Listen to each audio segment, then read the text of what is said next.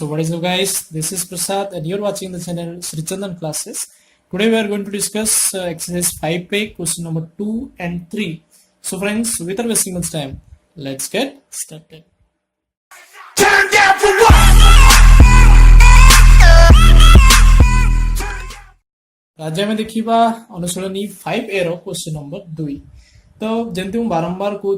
प्रश्न पढ़ा निहाती भाव दरकार. प्रश्न जदि गोटे पिला न पढ़ी डायरेक्ट उत्तर को जाइए प्रश्न को सी भल भाव बुझी ना केबे भी उत्तर कर तो प्रश्न को भल भाव पढ़ा और बुझा सबुठ इम्पोर्टाट एक कथा को जो दिमाग में रखिनि. देख प्रश्न कौन कहला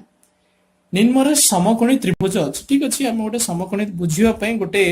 आम समकोणी त्रिभुजटी आम अंकन करदे. ओके समकोणी त्रिभुज अंकन कले समकोणी त्रिभुजर यथाक्रमे कर्णर दैर्घ्य देख पे ये कौन देटा बुझा चेष्टा कर यथाक्रमे कर्णर दैर्घ्य और गोटे बाहुर दैर्घ्य अर्थात जहाँ तुमको देइछि प्रथमे कौन देइछि एटा होछि कर्ण एटा होछि कर्ण एवं तापर जहाँ देइछि से होछि गोटे बाहु ये होछि गोटे बाहु. ताले आमे जानिछे समकोणी त्रिभुज जति 90 डिग्री हला समकोणी त्रिभुजर सम्मुखीन बाहु होछि कर्ण बा हाइपोटेनस ये होछि परपेंडिकुलर ये होछि बेस अर्थात हमर h रो मूल्य देइछि 2.5 सेंटीमीटर एवं जे कोनोसी गोटी बाहु तमे p नियो बा उच्चता नियो बा भूमि नियो किछि प्रॉब्लम नै जहाँ भी नेले चलिबो माने कर मु p नउछि p देला हमर केते 2.4 सेंटीमीटर. तो क्वेश्चन कम पचला ना त्रिभुजर तृतीय बाहु ताले अर्थात आमे h रो तो मूल्य जानिले 2.5 सेंटीमीटर p रो जानिले 2.4 सेंटीमीटर हमकु b रो मूल्य जानिबार अछि. तो आमे केवल भाबरे जानिबा सेही गोटिए सूत्र हजार सूत्र मन रखे चा आवश्यक नै सेही गोटिए सूत्र ए सब हबो h square is equal to p square plus b square ए गोटिए सूत्र ही मन रख h square equal to p square plus b square बस ए गोटिए सूत्र आमे मने रखिबा h square equal to p square plus b square. देखो वर्तमान कोन हबो h रो मूल्य हम जानि छी 2.5 तो h जार पकेबा 2.5 रो स्क्वायर p केते 2.4 रो स्क्वायर प्लस b केते b रो जानि नै तो b को में b ही रखिबा. वर्तमान देखो b स्क्वायर रो मूल्य हमकु निर्णय करिवार अछि. b स्क्वायर कोन हबो यदि b स्क्वायर एपडा रहि गला एपडे कोन अछि 2.5 रो स्क्वायर एवं मन रख जतबेले ये पार्श्व परिवर्तन करिवो यदि प्लस थाए ताले माइनस हे जिवो जदि प्लस थाए ताले माइनस हे जिवो जदि माइनस थाए ताले प्लस हे जिवो हरण थिले गुणन हे जाय एवं गुणन थिले हरण हे जाय. ये एपडे प्लस थिला पार्श्व परिवर्तन कले माइनस 2.4 रो स्क्वायर. वर्तमान एठी गोटे आउ गोटे ट्रिक बुझे देबी जा फर कि तुमको स्क्वायर बाहर करिया पड़िबनी बा वर्ग बाहर करिबा को पड़िबनी सी विरक्ति रो आमे टिके मुक्ति पाइबा. देखो कोन करिबा गोटे सूत्र मन रख a स्क्वायर माइनस b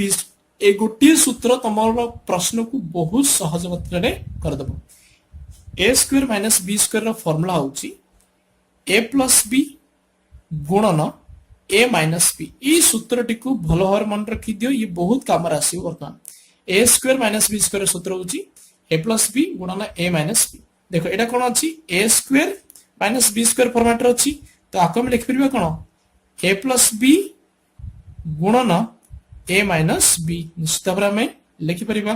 तले एठी a कोन अछि पिला माने 2.5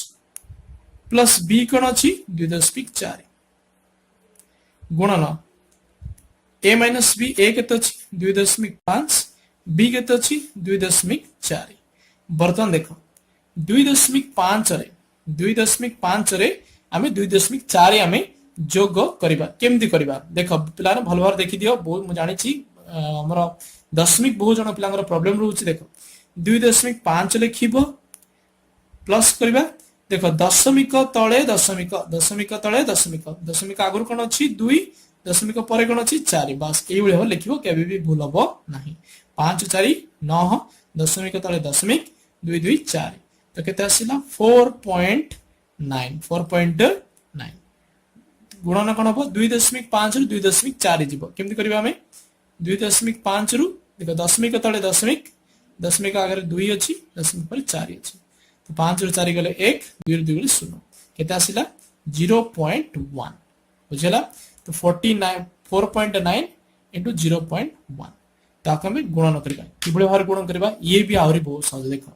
4.9 गुणन 0.1 अछि मु कहिछि जेतेबेले भी दशमिक रे गुणन करबा भूली जाओ जे दशमिक अछि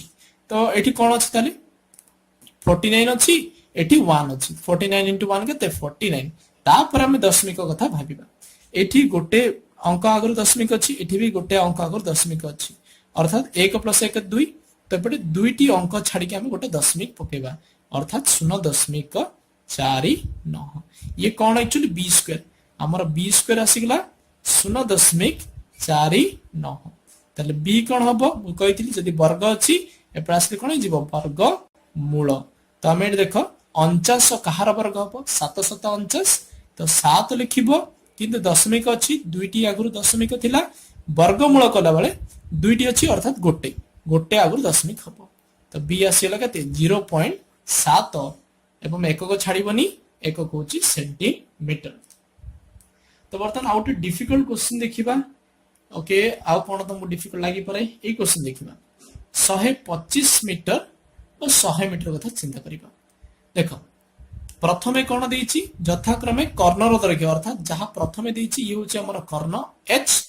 आउ गोटी बाहुर तमे गोटी बाहुर दैर्घ्य अर्थात हमें p भी नहीं परिबा b भी नहीं परिबा किसी प्रॉब्लम नहीं माने कर हमें p नबा तमे b नेले भी चलेबो किसी प्रॉब्लम नहीं बस हमकु निर्णय करिवार अछि जे p र मूल्य अर्थात तृतीय बाहुर दैर्घ्य केते आसीबो सूत्र हम जानि जे h² = p² + b² तो हमें h र मूल्य निर्णय h मूल्य केते देइची 125 रो स्क्वायर p हम जानि ने तो p² रहला b र मूल्य हम जानि जे b होची 100 तो 100 रो स्क्वायर देखो बर्तमान केते सुविधा रे करबा हमें p² मूल्य दरकार